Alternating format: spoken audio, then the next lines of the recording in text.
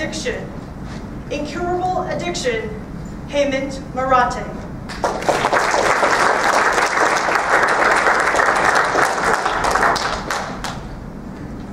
Imagine a family wedding taking place in the backyard on a beautiful fall afternoon. The priest gathers everyone around the altar.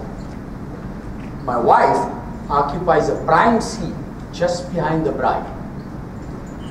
I place myself towards the back of the pack so I could keep an eye on the priest, my wife, and peek a look in the family room through an open window.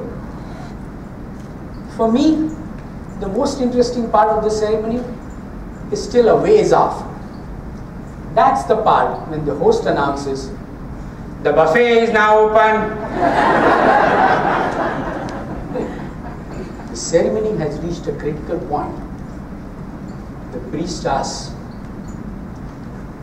"If anyone here has any objection to this couple getting married, please speak now, or forever hold your peace." "No, no, no, how can you do that? That's terrible!" I yell. Everyone leaves the altar and surrounds me. Some are furious, others are curious about my public protest. The groom, he looks like smoke is coming out of his ears. My wife knows exactly what the matter is. She rushes directly into the family room and turns off the TV.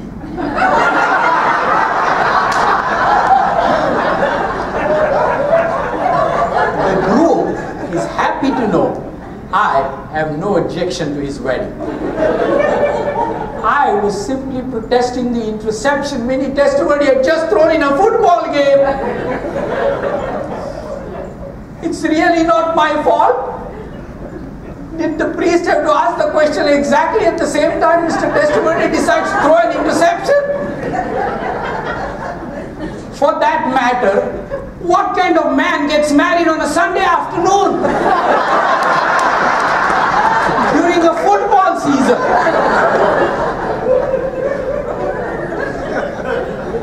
All the guests go back to the ceremony laughing.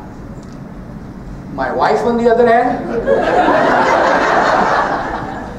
Madam Contest Chair, fellow Toastmasters and guests, some things are better left to your imagination.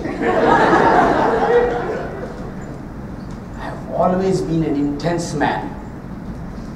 In life, I have avoided activities that are addictive.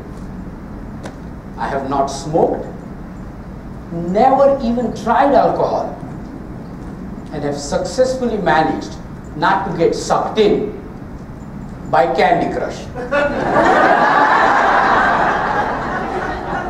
However, when I came to this country, no one warned me of an incurable addiction.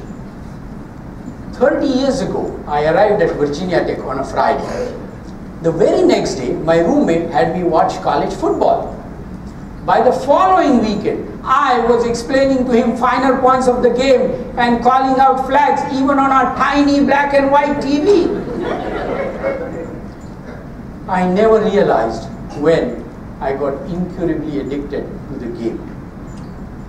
It's a beautiful game as long as the hitting is confined to the field. From Virginia Tech, I moved to Seattle and adopted a new team, the Seahawks. In between, I proposed to my wife. In response, she sent me a 7-page document with 64 different conditions I had to agree to before she will marry me. Like any good contract, the devil was in the footnotes. For example, hidden on page 2 in tiny font, I found the stipulation that during the first 25 years of our marriage, I may not lose more than 10% of my hair.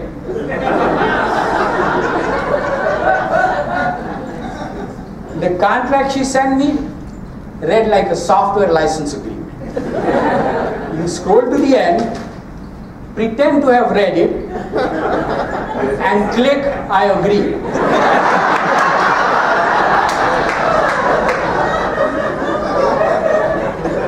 I, on the other hand, had one simple condition.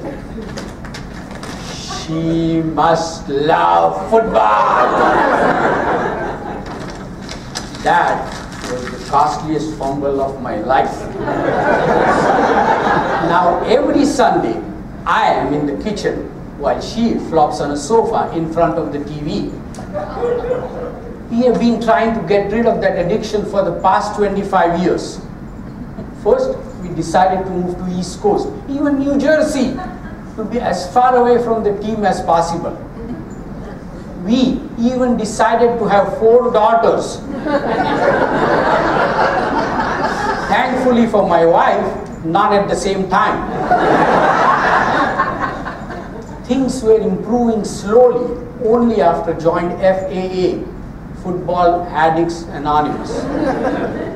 But then, last February, the bottom fell off when the Seahawks won the Super Bowl. It was once in a lifetime experience to watch the game live at the MetLife Stadium. It's the highest of the high an addict can ever experience. It was like the 4th of July, New Year's Eve, my birthday, all combined into one giant crazy over-the-top party. With the start of new season, the situation is hopeless. And I'm desperate.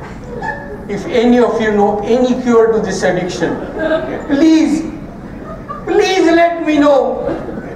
Until then, I live only to hear Russell Wilson steps back and hands on to Marshawn Lynch to the middle. He breaks a tackle, pass 30, pass 20, pass 10, touchdown!